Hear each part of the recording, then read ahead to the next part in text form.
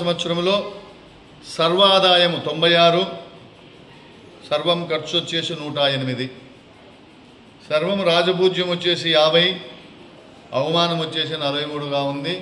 కాబట్టి రైతులందరూ కూడా, రైతులైతేనేమి ప్రజలందరూ కూడా ఈ క్రోధినామ సంవత్సరంలో పాడి పంటలు పశుగణాభితో వర్ధిల్లాలని, తర్వాత ఈ సంవత్సరము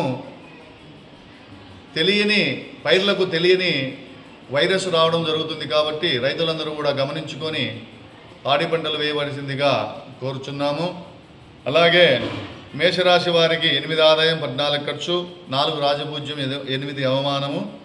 వృషభ రాశి వారికి 2 ఆదాయం 8 ఖర్చు, 7 రాజపూజ్యము 3 అవమానంగా ఉంది. కాబట్టి ఈ సర్వాదాయంలో మనకు మిగులు లేదు, బడ్జెటే ఎక్కువగా ఉంది. కాబట్టి అందరూ కూడా ఆచితూచి వ్యవహరిస్తూ అధిక ఖర్చులకు పోకుండా అందరూ కూడా తగు జాగ్రత్తలు పాటిస్తూ ఈ క్రోధినామ సంవత్సరాన్ని ముందుకు నడుపుకుంటూ అందరూ సుఖ సంతోషాలతో వర్ధిల్లాలని కోరుకుంటున్నాం.